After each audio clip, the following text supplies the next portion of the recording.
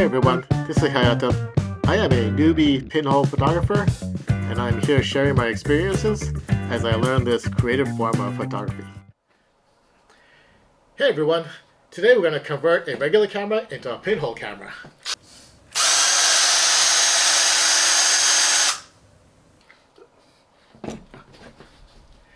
Sorry about that. I know that's not funny, but I couldn't help myself.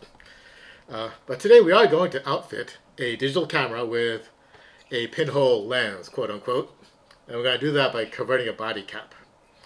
But before I do that, let's cover what we're going to go over in this video.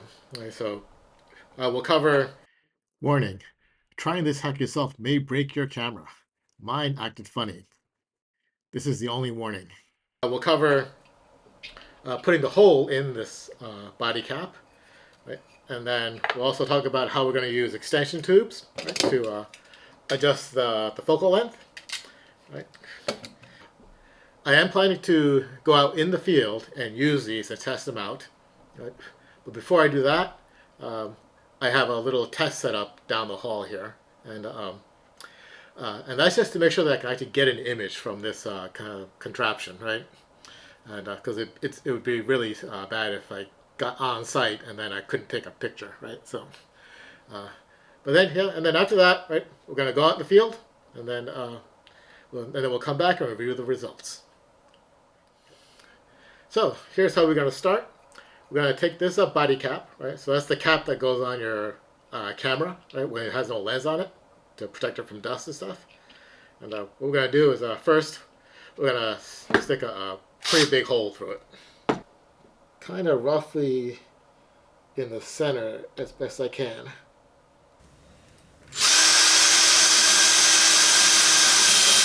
Ooh, that was hot.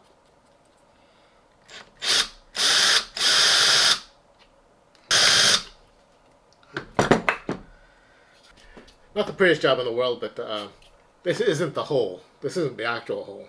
We're just making room for where we're going to put some, we're going to actually put the hole.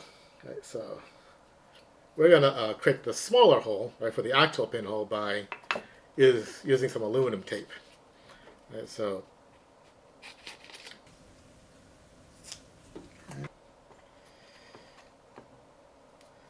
there we go. Put that over the hole. Okay. Okay. Yep.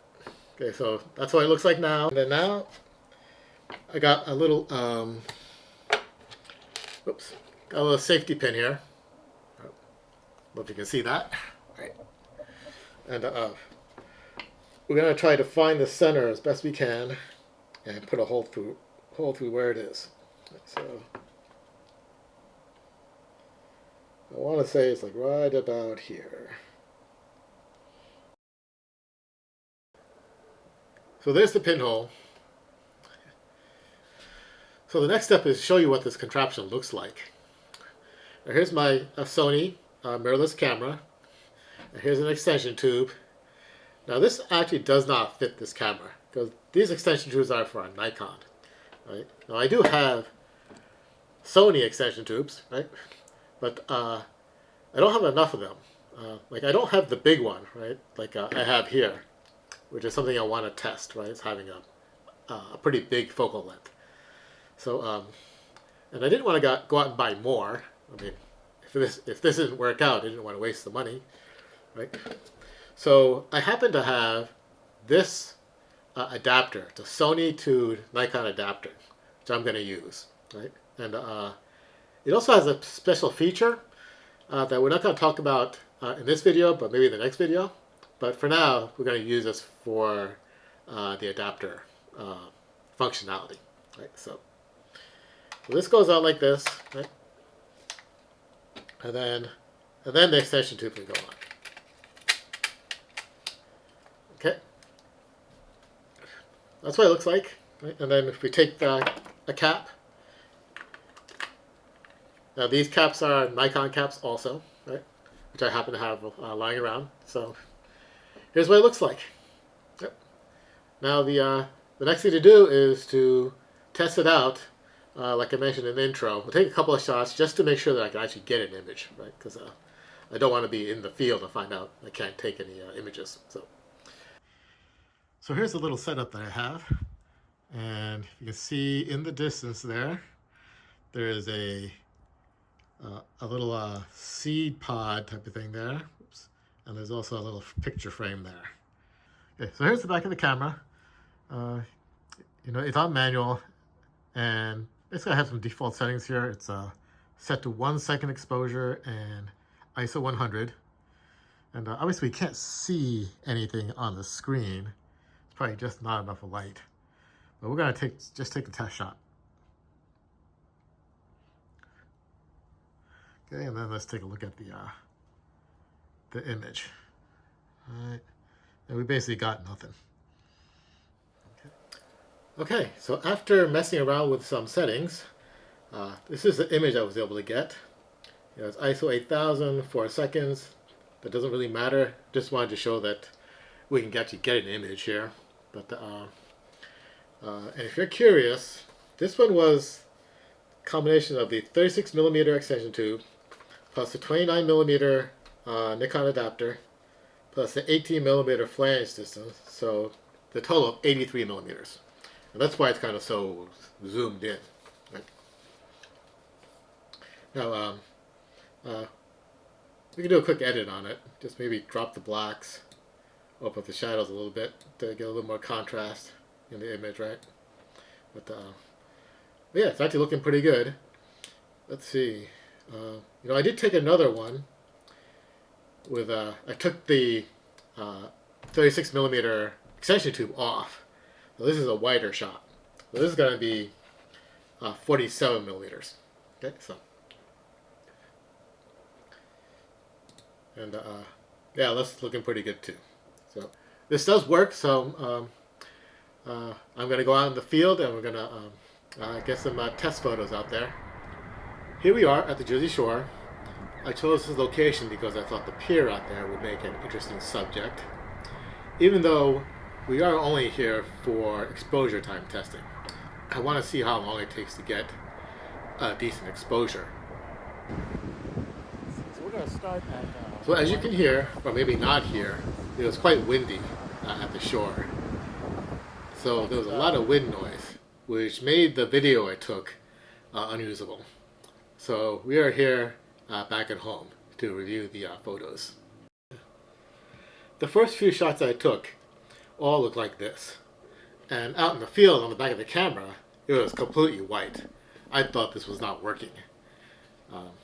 But now here at home, we can see that the pier out there is visible in like a really ghostly way.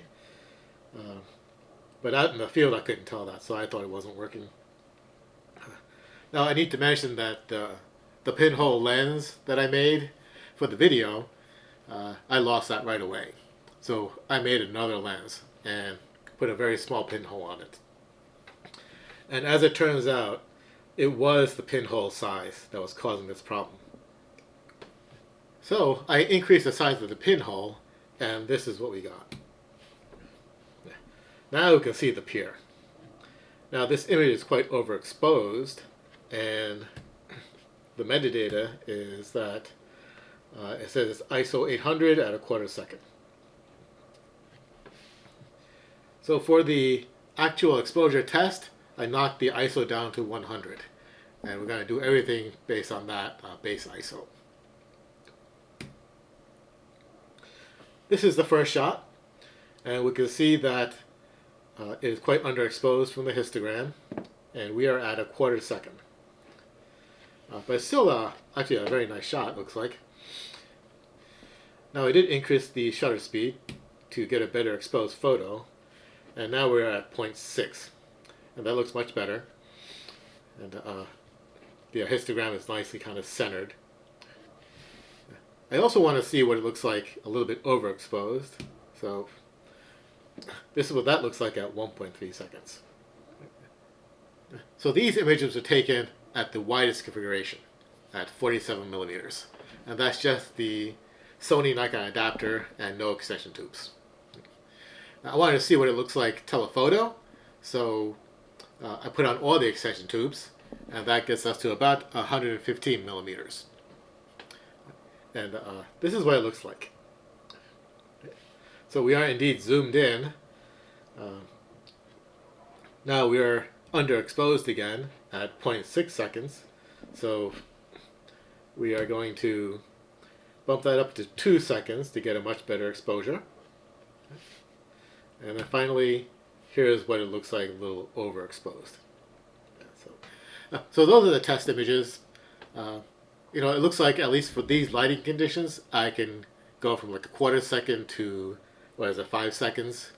And that's pretty cool. I was expecting, a minute, 2 minutes, 5 minutes. And that's fine too. I would like to take some photos at those exposures. So I'll have to figure something out. So this was a really interesting experience, from making the pinhole lens and taking these test images. I think I learned a lot, and I hope you did as well. Now, before I leave you, I did hang out at the shore for a little bit longer and took some pinhole photos. Now, there were these seagulls walking on the beach, so I got a few images of those guys. And here's one that I think turned out really well. Talk to you later.